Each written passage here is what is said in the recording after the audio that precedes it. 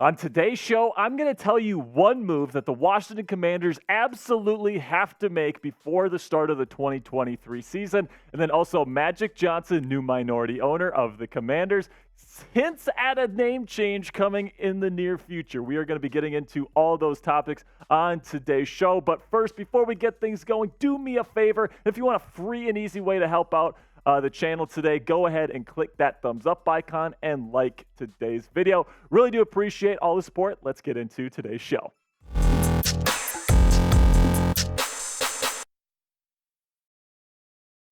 You're watching the Commanders Report. I am your host, Jack Sperry. And on today's show, we're going to be breaking down the latest news and rumors surrounding your Washington Commanders, starting with one move that I think the Washington Commanders absolutely have to make before the start of the 2023 season, which is that I think they need to add another guard to this offensive line. You take a look at the offensive line depth chart right now, and plain simply on paper, this is one of the worst units in the National Football League, especially on the interior. Chris Paul, barely any snaps in the National Football League. Same thing with Sadiq Charles. Right now, Ron Rivera is expecting one of those guys to be the starting left guard. I think that is unacceptable. Now, you got Nick Gates, you got Ricky Stromberg there at the center position. I think one of those guys might be fine for you. We'll see how Sam Cosmi does at right guard. But I think no matter what happens here before the start of the season, if Ron Rivera was smart, he would add another interior offensive lineman to this group. And right now I got 5 guards, centers, interior offensive linemen here to consider adding before the start of the season. I'm going to be doing it in a top 5 list here, starting with number 5 here, which is going to be Roger Saffold. Now, last year didn't play all that well, 43.7 overall grade with the Buffalo Bills. Not too great for Roger, so maybe not the best option there, but that's why he's number 5 and still available in free agency. Then a little bit of a better option here.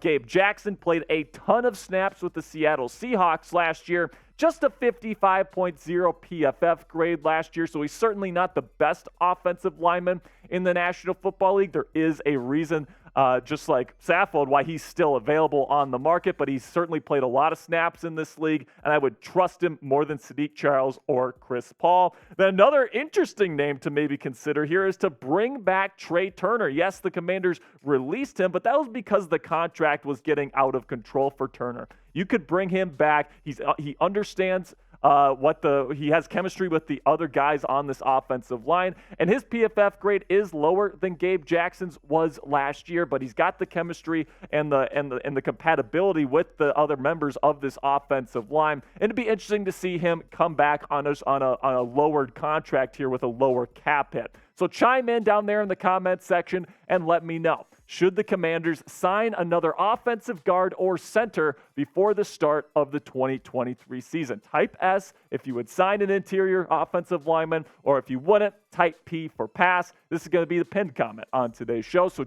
in just a couple of seconds, YouTube's going to throw you an ad break. Just the way the platform works, guys. Take advantage of that time by answering today's pinned question.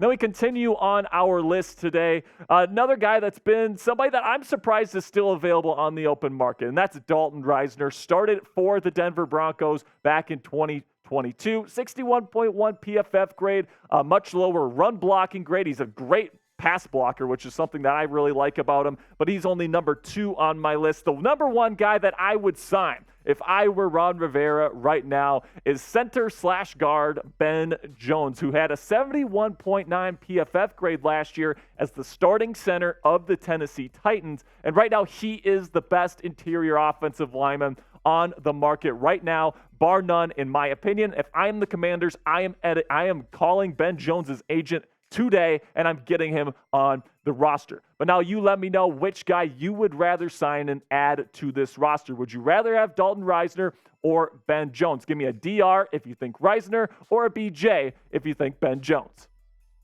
So now, still to come on the show here, we're going to be talking about a potential new name for the Washington football franchise. But first, I want to talk a little bit about Pro Football Focus and their recent list here of the top 50 players in the National Football League, in which only one player from the Commanders made the list. And we've already talked about it here on the show. Jonathan Allen was on their list in the 30s, and I was expecting maybe a Deron Payne to get up there into the top 20 or something like that. I was expecting at least one other player to make that list. But no, there's only one Commander that made the top 50 list on Pro Football Focus's top 50 this year. And I think that's a little bit of a slight towards the Washington Commanders and the kind of roster that they have. They have some really nice pieces here, in my opinion. They might be sleeping on the Washington Commanders roster. Cameron Curl was the number 2 ranked safety in the National Football League, according to Pro Football Focus last year. He doesn't make the top 50 list. What about Deron Payne, who matched Jonathan Allen step for step last year? Does he not make the list?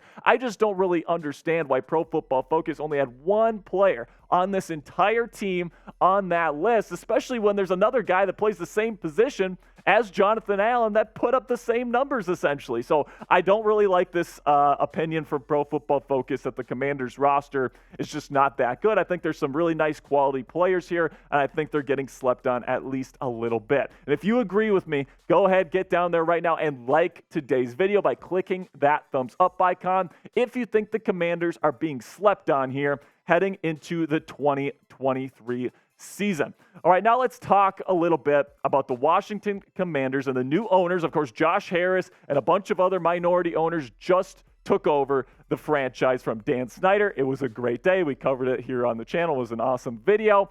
But now there's starting to be rumors going around that they're going to change the name once again of this franchise come next season once they do a complete inventory of everything in the organization. This was confirmed by minority owner Magic Johnson on NBC's Today, where he said everything's on the table, right? Especially after this year, talking about 2023. We'll see where we are with the name. We're going to spend this year understanding what we have in place. The name of the team will come up eventually. So with that being said, with this being a possibility of the Commanders potentially changing their name once again, I think this would be, the third time in the last decade? I've got 5 names that I kind of like that I want to present here in another top 5 list here. Starting with number 5, the Washington Redhawks. Now, this is one that is a big-time fan favorite. It's lower on my list because I think there are some ones that kind of go back to the culture of this franchise a little bit more than the Red Hawks.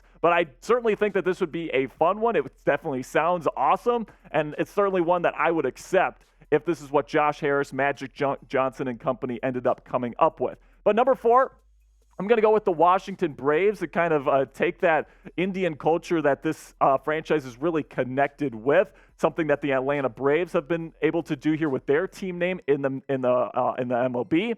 And I think that if you bring that over here to Washington, you can continue on that tradition, but you do it in a way that doesn't have a name that many people see as a racial slur towards Native Americans. Then you got number 3, similar thing here with the Washington Warriors, where you can still celebrate Indian culture and really call them Warriors, give them a really a powerful name there. I think that's something that the Commanders or that the Washington football franchise could absolutely do here. You got a little bit of alliteration in there with the 2 W's. I think that sounds really awesome. I wouldn't mind the Washington Warriors whatsoever. And then you got Washington Red Hogs at number 2. I really like this one. These last 2 I'm really a big fan of. The Red Hogs is one that's, it goes back to the red as the early part of the name. And then you combine that with the Hogs, which of course is a big part of Washington football history. And I think that would be a really cool name for this franchise moving into the future. And another one that kind of connects to the Hogs would be the Washington